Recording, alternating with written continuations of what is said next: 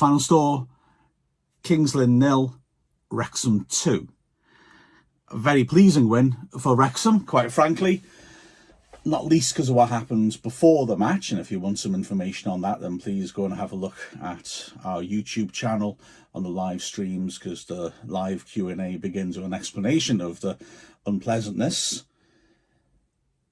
Steve Cleave, the Kings Lynn chairman, not allowing our media team into the ground if they were going to commentate. And as the other jobs were already divvied out to those of us who are going to be staying at home watching on the stream, it meant they made an unnecessary journey across England in the time of a pandemic. So, not good. They did eventually come in and do the jobs that we were going to do within the grounds while our Mixler feed was monitored. So, it left a bad taste in the mouth, and it really rather made a lot of Wrexham fans, especially after some spats on social media this morning, very keen to see Wrexham win, and we did.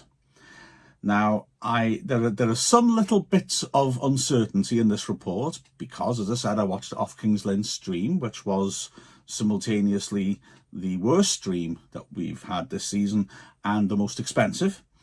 So there are some elements. There's one chance which Kings Lynn had. I couldn't identify the player because he was too far away from the camera. Or should I say the camera was drawn back too far. And as the commentator and Cleve, the co-commentator, didn't identify him, I'll just assume it was one of theirs.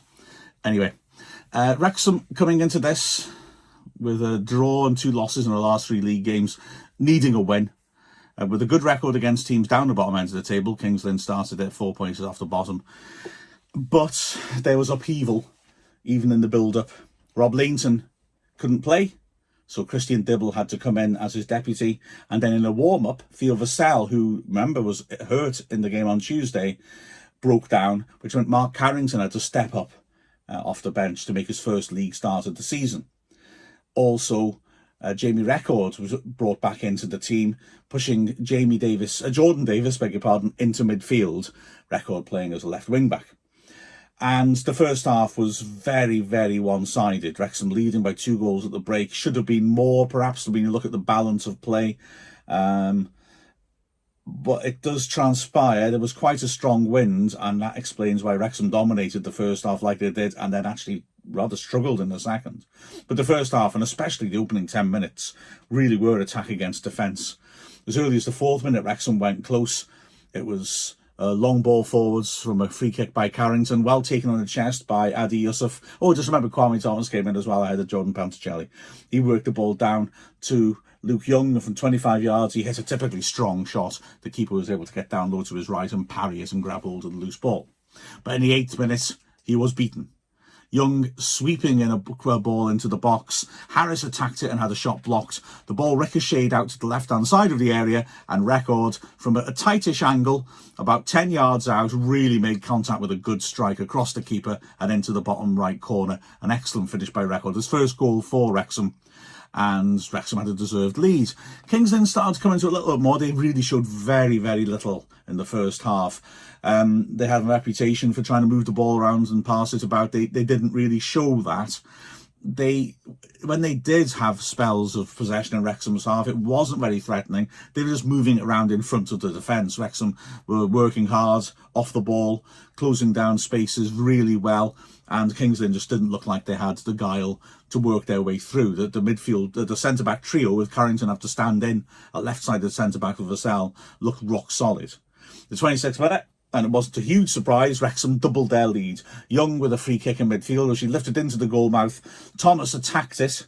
I beg your pardon, left the edge of the area, the free kick. Thomas attacked it. May have got a touch, not sure. Certainly caused a lot of confusion, and the ball just dribbled past to Adi Yusuf in his 250th league appearance to tap it into an empty net, and Wrexham were 2-0 up. There were more chances, maybe not as many as there should have been considering our domination. Ball in by Record to the near post found Yusuf, who turned and with an impossible angle just drilled it across goal. Thomas lunging in with the keeper beaten, just couldn't quite make contact in front of an open goal.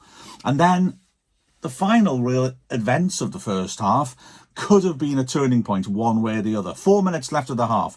Hall Johnson putting an excellent ball over the top. You know, those straight balls that 99 times out of 100 don't work because they'll just bounce through to the keeper. He got one right. It was a lovely ball, and Jordan Davis simply had to score. He timed his run beautifully, got in behind the defence, and the keeper probably should have come and hadn't. He was stranded, and Davis looked certain to score, but just got a little flick on it and gave an easy ball straight into the keeper's chest. He delivered, and while Wrexham were scratching their heads how they hadn't ended the game at 3-0, Kings Lynn came forward and had their only real opportunity of the half, and it was a good one as well, to be fair. Clunan getting down the right-hand side in the channel, getting around the back of the defence and pulling the ball back well. Dibble had been guarding his near post, so he was out of the picture when it was pulled back. And 10 yards out, Michael Gash, a striker with a really good record of scoring against Wrexham, struck the ball cleanly enough, but Hall Johnson did superbly to get back on the line and clear. So Wrexham at half-time comfortable. In fact, frankly, as comfortable a half as I've seen for Wrexham in quite a long time. But like I said, they did have assistance from the wind, and the second half would be very different. Now, this is the interesting part in a way for me. How do we measure the second half? On the one hand, I was pretty disappointed. We didn't really get out of our half that much, which was not good. Having said that, you're 2-0 up, you're in control, you control the game. And yeah, we never really looked in huge danger of letting them back into the match. It was very hard to imagine Kings Lynn breaking us down twice, in all honesty. And the wind apparently did make a big impact. But the fact is, until the last 10 minutes when Kings Lynn essentially switched to a 4-2-4 and were taking risks, we weren't really showing much ourselves in the second half. And that was a bit frustrating, to be honest. Kings Lynn started the half well. There was a shout for a penalty. Aaron Jones getting up from right back. The Kings Lynn basically kept the same sort of diamond shape, but they were both fullbacks are now coming forward at the same time, taking more risks, and Jones pushing up, went down in the box. Record body checked him. It looked like a bit of a 50-50 call. I think probably slightly more of those don't get given than do, but it was worth a shout. And that was the start of a sequence where Kings Lynn actually started to trouble our defence.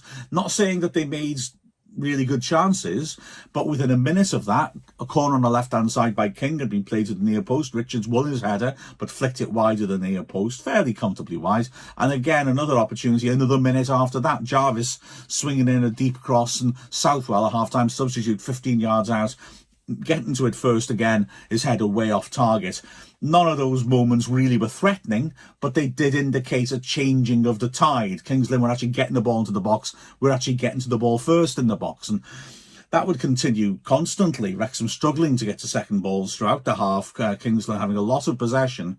Although they didn't make that many opportunities. They did make one in the 57th minute, which led to an excellent save by Christian Dibble.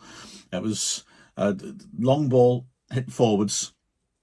Gash received it on the right side of the box, edge of the area, and drilled an excellent shot towards the top right corner. Dibble did brilliantly to stretch and parry it behind for a corner. Excellent work. From that corner, it was swung beyond the far post, and Gash again attacked it. Perfect timing from Gash. Met it with a powerful header, and another great save by Dibble, who, lunging to his right, managed to claw the ball as it was about to cross the line away. An excellent save.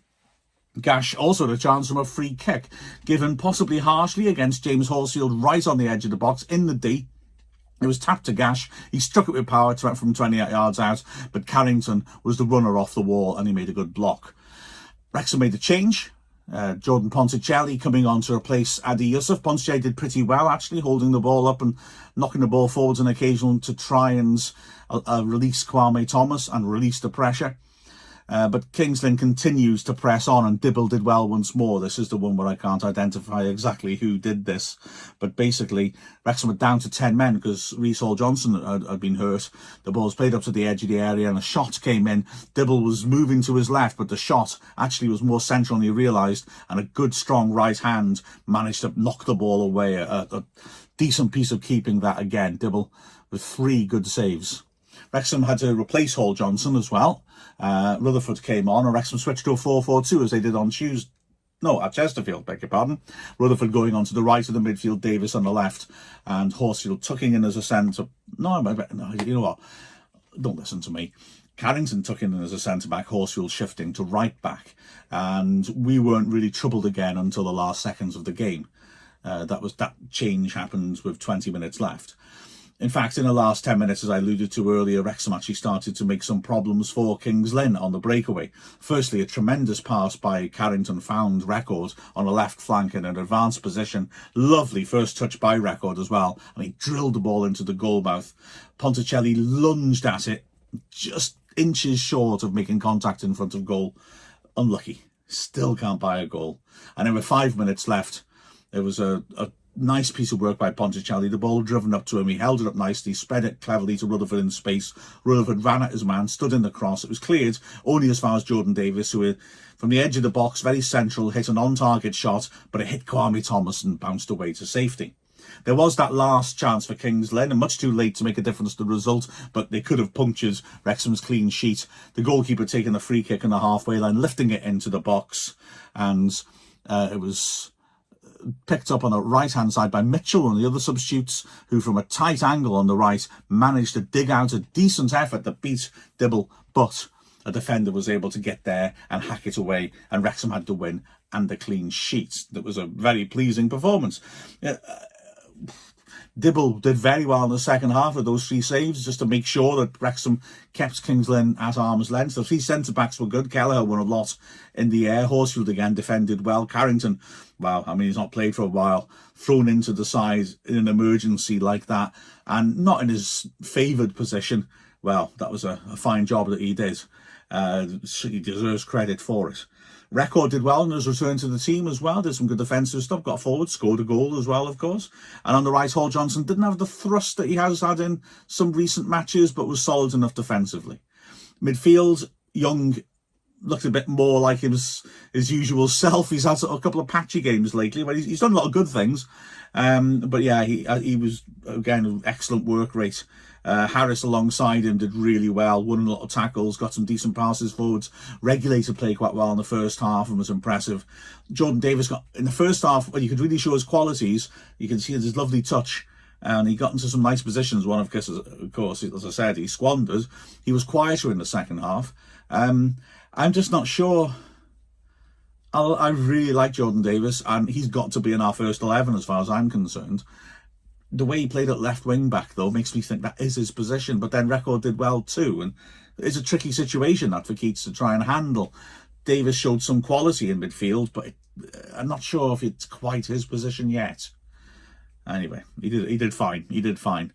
Up front, Yusuf didn't. Well, he got the goal, but he wasn't able to make the ball stick all the time. Certainly not in the second half, and that was why he was sub. Thomas won plenty of headers. Didn't link up all that much with players, but he did trouble the centre-backs. Like I said, Ponticelli put in a good stint, as did Rutherford for 20 minutes as well. So probably on balance, man of the match, you're looking at Harris, Dibble, Kelleher, I would have thought. Harris just about gets the nod, I think. But yeah, pleasing win in all sorts of ways.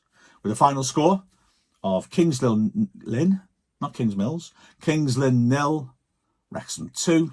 I'm Mark Griffiths from Wrexham's media team, the Outlaws of the National League. Thanks very much for watching. Please subscribe as well so you don't miss out on any of our content, and click the bell to get notifications.